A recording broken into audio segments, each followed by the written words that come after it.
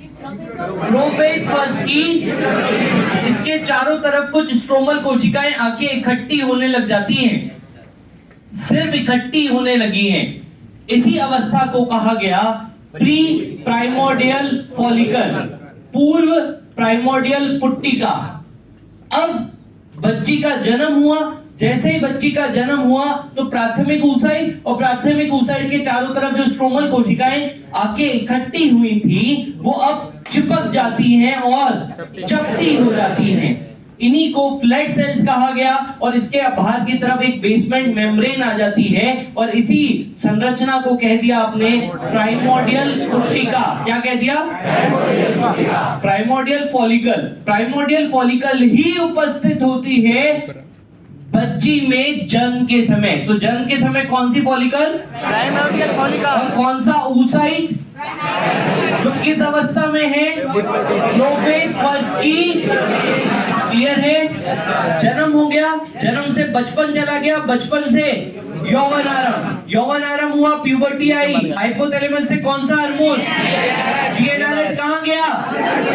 अग्रपीयूष ग्रंथि, अग्रपीयूष ग्रंथि से कौन सा हार्मोन? एफएसएच। और एफएसएच क्या करेगा?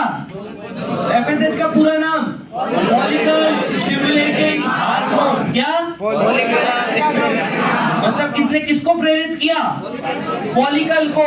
अब यहाँ पे फॉलिकल का डेवलपमेंट होना चालू हुआ।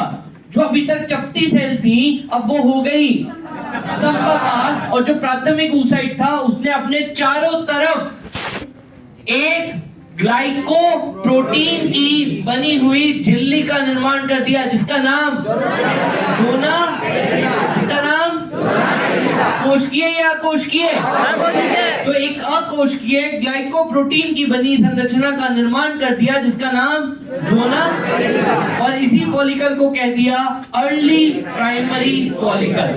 अब मासिक चक्र चालू हो चुका है। अगर मासिक चक्र चालू हो गया है तो जो स्तंभाकार कोशिका है वो लगातार वृद्धि करती जाती है, और अगर लगातार वृद्धि करती जाएगी हर कोशिका को कहेंगे ग्रैनुलोसा कोशिका, और पूरी लेयर को ग्रैनुलोसा सेल से कौन सा हार्मोन? अरे बोलो भाई, कौन सा हार्मोन? तो यहाँ पे लगातार एस्ट्रोजन का अमाउंट, यहाँ पे लगातार एस्ट्रोजन का अमाउंट बढ़ता जा रहा है। अब नेक्स्ट अवस्था में क्या हुआ? प्राथमिक oocyte, प्राथमिक oocyte के चारों तरफ ग्रैनुलोसा सेल का नंबर, अगर ग्रैनुलोसा सेल का नंबर बढ़ता जा रहा है तो एस्ट्रोजन का अमाउंट। इसके बाहर की तरफ अब एक अविभाजित लेयर आके इकट्ठी हो गई और उसी लेयर को कह दिया थीका। इसमें अभी तक विभेदन, इसमें अभी विभेदन नहीं हुआ।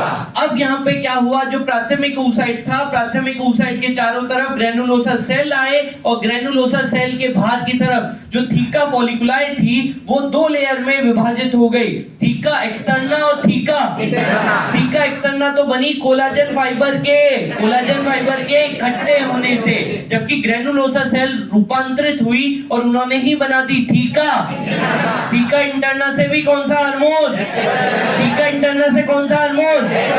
तो एस्ट्रोजन कितनी जगह से? कौन सी? Granulosa cell. और अगर लगातार थीका इंटरना बड़ी हो गई है, ग्रैनुलोसा सेल का नंबर बढ़ता जा रहा है, तो एस्ट्रोजन का लेवल, एस्ट्रोजन पहुंच गया अपने सर्वाधिक पे, एस्ट्रोजन सर्वाधिक पे कौन सा फीडबैक? अगर पॉजिटिव फीडबैक दिया तो जीएनआरएच, एफएसएच कितने गुना, एलएच कितने गुना, एफएसएच के 2 से 3 गुना बढ़ते ही ओएमआईएफ का घर्षण हुआ, ओएमआईएफ टूटा तो प्राथमिक oocyte डिप्लोटीन से डाइकाइनेसिस से एनाफेज और फिर मतलब मियोसिस फर्स्ट।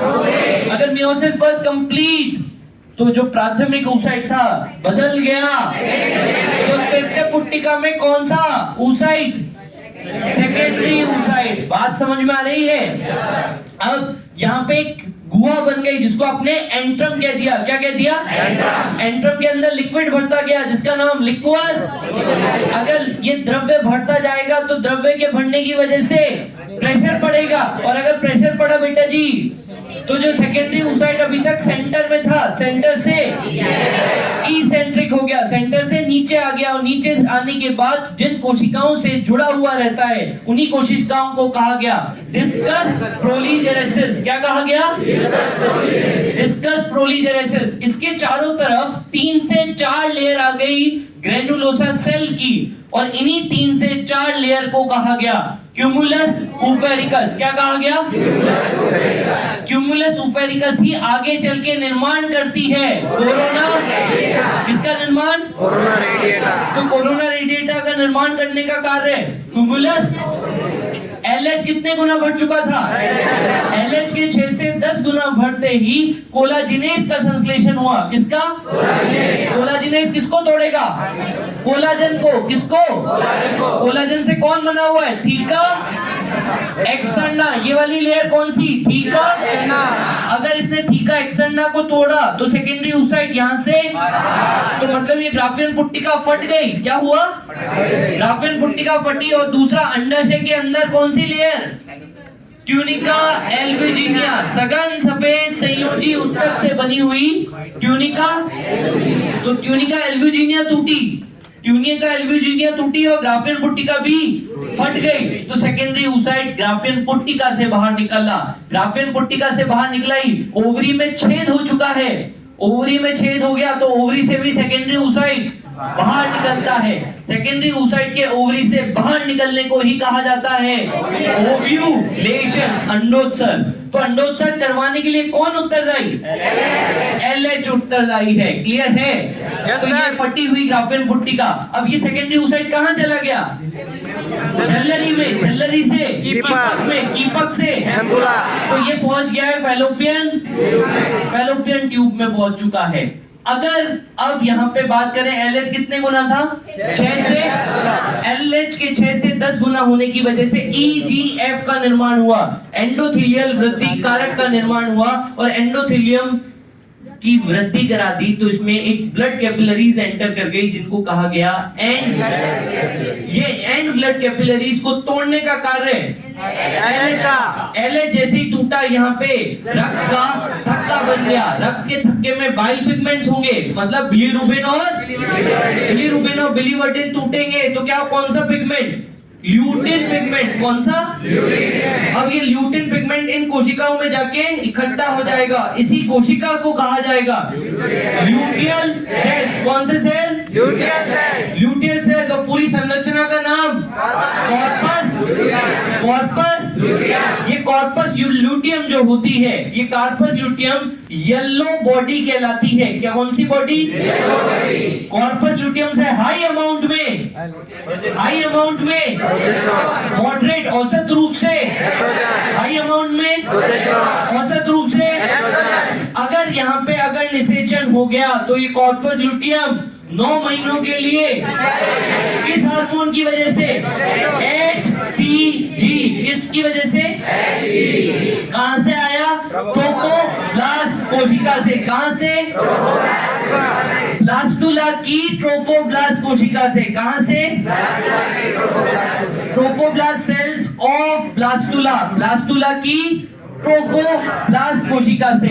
मगर अगर निषेचन नहीं हुआ तो कॉर्पस ल्यूटियम रूपांतरित हो जाएगी कॉर्पस एल्बिगेंस में। किसमें?